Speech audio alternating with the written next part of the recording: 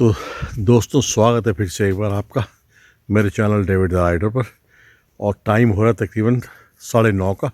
और ये कंडीशन इस वक्त पीलीभीत टाइगर रिजर्व में ज़बरदस्त फॉग और ज़ीरो विजिबिलिटी है। जहाँ लाइट जल रही है अभी, क्योंकि लाइट मेरे बिल्कुल पास है तो वहाँ तो दिख रहा है। सो हुआ कुछ ऐसा दोस्तों कि मैं आया था एक नाइट के लिए, एक नाइट स्टे के लिए मैंने पीलीभीत टाइगर रिजर्व में, और मैंने एक नाइट की बुकिंग करी थी। बट यहाँ के जो जंगल मैंने देखा और टाइगर की जो साइटिंग हुई तो मैंने अपना माइंड चेंज किया। मैं एक नाइट और यहाँ स्टे कर रहा हूँ। लेकिन जब सफारी करने के चक्कर में मैं भूल गया कि मुझे अपना रूम भी बुक करना है, क्योंकि जिस होम स्टे में मैं रुका हूँ आज यहाँ पे एक बड़ी पार्टी है जो आज उन्होंने पूरा होम स्टे ऑक्यूपाई किया हुआ है। तो येस्टरडे नाइट मेरा रूम था, अब वो आज मेरा रूम नहीं रहा क्योंकि ऑलरेडी बुकिंग थी। तो जब मैं फंस गया चाहतों से तो गुरविंदर ने मेरी हेल्प करी और मुझे एक अकोमोडेशन का अरेंजमेंट करके दिया, जो मेरे लिए is going to be again adventure like situation. तो ये जो मेरे पीछे आप एक छोटी सी हट देख रहे हैं, आज रात को मैं इसमें स्टे करूँगा। अभी अंदर के सीन भी आपको दिखाता हूँ।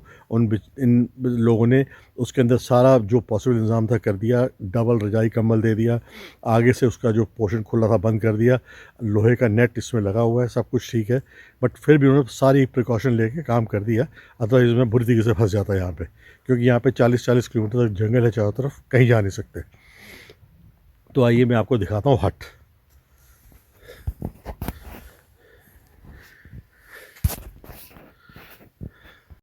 तो दोस्तों, ये वो हट है जिसमें आज मैं स्टे करूँगा, ठीक है जी। तो मैं आपको इससे अंदर से भी हिसाब किताब दिखाता हूँ। बट फिर फॉर द टाइमिंग अब बाहर का एक सीन देखिए कि किस तरह का ज़बरदस्त फॉग हो रहा है। ऊपर आसमान में अभी चांद तो हम देख पा रहे हैं, लेकिन थोड़ी देर में सब दिखना बंद हो जाएगा। कहीं से मुझे कोई गाड़ियों को चलने की आवाज़ आ रही है, पर विजिबिलिटी इज़ ज़ीरो। चलिए तो आपको मैं हट दिखाता हूँ और इसमें बैठ के रेस्ट करते हैं, थोड़ा सोते हैं। तो ये है आज का अपना स्टे। ये हट बनी हुई है। इस हट के अंदर बड़ा बढ़िया इंतज़ाम कर दिया, आगे से भी क्लोज कर दिया, और मैं आपको अंदर से सीन दिखाता हूँ। ये तिरपाल जैसी डली है, इसको उठाएंगे, यहाँ से स्लाइड करेंगे और यहाँ से इसमें अंदर चले जाएंगे। तो ये है अंदर का नज़ारा, खपरेल की छत। ये जो 2 बॉक्स आप देख रहे हैं लगे हुए ऊपर, कहाँ गए ये जो बॉक्स देख रहे हैं, ये और एक ये और एक ये, इसमें गौरैया रहती हैं, चिड़िया। तो ये है मेरा बिस्तर और 4 तो पर्दे डले हुए।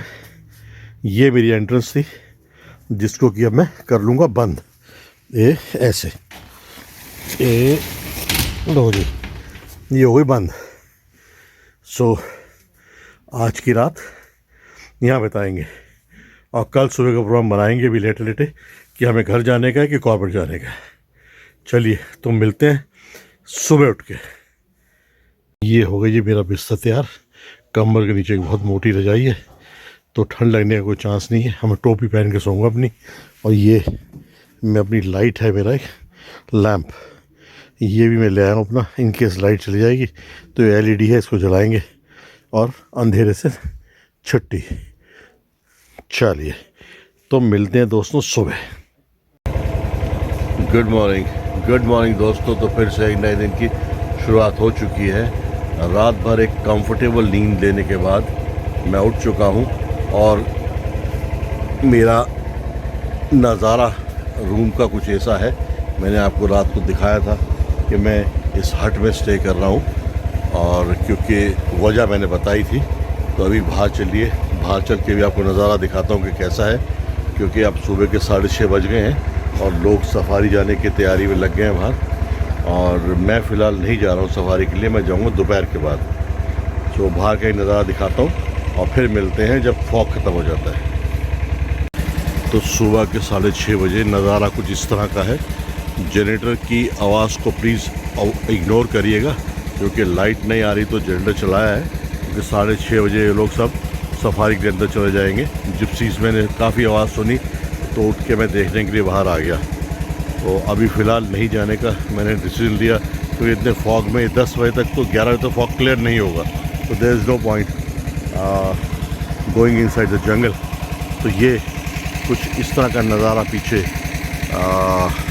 होम स्टे का, जहाँ पे मैंने परसों प्रिंस होम स्टे का जहाँ मैं परसों स्टे किया था।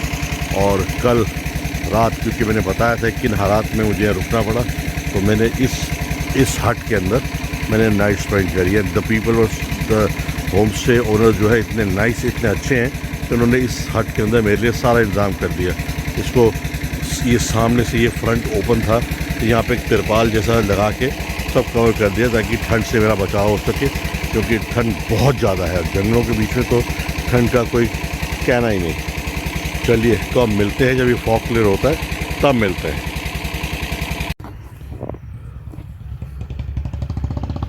दोस्तों तो टाइम हो गया तकरीबन सुबह के 10:30 बजे, और अभी भी फॉग की कंडीशन ऐसी है कि इसको ड्राइव करना सेफ़ नहीं रहेगा, क्योंकि बीच जंगलों में अभी भी काफ़ी फॉग है।